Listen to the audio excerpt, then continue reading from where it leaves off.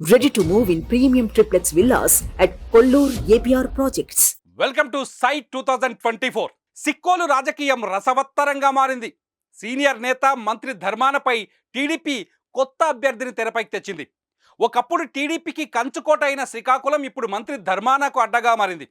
ఈ ఎన్నికల్లో ధర్మానను ఓడించి పూర్వ వైభవం దిశగా అడుగులు వేయాలని టీడీపీ భావిస్తోంది. అందుకోసం సరికొత్త ప్రయోగానికి సిద్ధమయ్యారు టీడీపీ అధినేత చంద్రబాబు నాయుడు. ఇప్పటి వరకు ఇక్కడ గుండా కుటుంబానికి ధర్మాన కుటుంబానికి మధ్య యుద్ధం జరిగింది. కానీ ఈసారి గుండా ఫ్యామిలీకి అవకాశం దొరకలేదు టీడీపీ నుంచి. గుండా కుటుంబం ప్లేస్లో స్థానిక కిష్టప్పపేట సర్పంచ్ గొండు శంకర్ను ఎన్నికల బరిలోకి దించింది టీడీపీ. శ్రీకాకుళం జిల్లా సర్పంచుల సంఘం అధ్యక్షుడిగా ఉన్న శంకర్ ఈసారి రాష్ట్ర రెవెన్యూ శాఖ మంత్రి రాజకీయ దురంధరుడైన ధర్మానను ఓడిస్తారా అన్నది సై 2024లో చూద్దాం.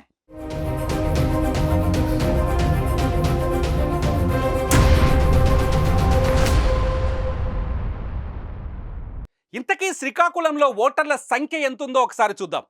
శ్రీకాకుళంలో ఇప్పటి వరకు ఉన్న సమాచారం ప్రకారం మొత్తం ఓటర్లు 2,68,780గా ఉన్నారు.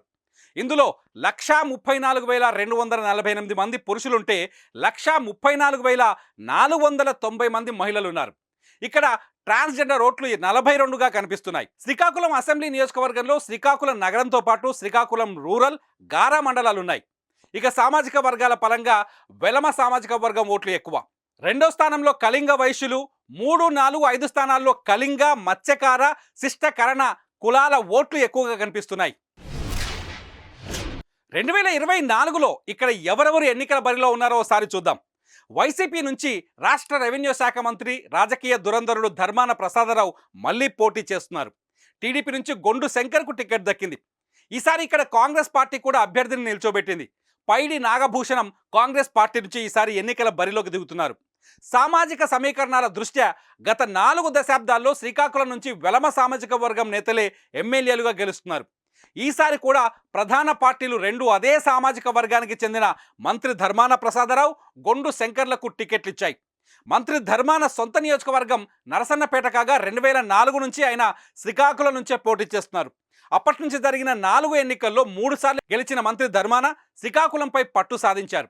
అయితే సీనియర్ నేతగా రాజకీయ వ్యూహ రచనలో దిట్టగా పేరున్న ధర్మాన ప్రసాదరావు మంచి వాగ్దాటితో ప్రజల్ని ఆకట్టుకుంటారు. స్థానిక యాస భాషలతో ధర్మాన ప్రసంగాలు ఒక్కోసారి సంచలనం సృష్టిస్తుంటాయి. ఇక టీడీపీ అభ్యర్థి రాజకీయ కుటుంబానికి చెందిన కిష్టప్పపేట సర్పంచ్ గొండు శంకర్కు టికెట్ ఇచ్చింది. అందరినీ ఆశ్చర్యపరిచింది ఆ పార్టీ. ఓ గ్రామ సర్పంచులు నేరుగా రాష్ట్ర రెవెన్యూ శాఖ మంత్రిపై తలపడే రాష్ట్ర రెవెన్యూ శాఖ మంత్రితో తలపడే స్థాయి కల్పించడంతో క్యాడర్ కూడా హ్యాపీగా ఫీల్ అవుతోంది.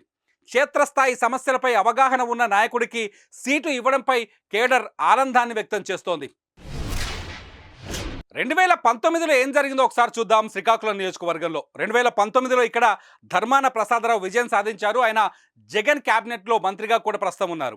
తన సమీప ప్రత్యర్థి టీడీపీ సీనియర్ నాయకురాలు గుండా లక్ష్మీదేవమ్మ పైన ఆయన 5,777 ఓట్ల తేడాతో విజయాన్ని కైవసం చేసుకున్నారు. ఈ ఎన్నికల్లో ధర్మానకు 84,084 ఓట్లు లభించాయి. మొత్తం పోలింగ్లో 48.3% ఉన్నాయి ఈ ఓట్లు మొత్తం. అయితే గుండా లక్ష్మీదేవమ్మకు ఇక్కడ 78,307 ఓట్లు అంటే 45% ఓట్లు వచ్చాయి. అయితే 3.3% ఓట్ల తేడాతో ధర్మాన ఇక్కడ గుండా లక్ష్మీదేవమ్మను ఓడించారు. ఇక్కడ జనసేన అభ్యర్థి కొరడా సాంబశివరావు కూడా పోటీ చేశారు. కేవలం 7,557 ఓట్లతో ఆయన సరిపెట్టుకున్నారు. ఒక రాష్ట్ర మంత్రి, రాజకీయాల్లో సీనియర్ నేత ధర్మాన ప్రసాదరావుని సర్పంచ్తో ఓడించే శక్తి టీడీపీకి ఉందా?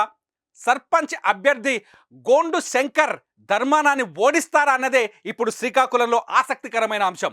సై 2024లో మరో నియోజకవర్గంతో మళ్ళీ కలుద్దాం.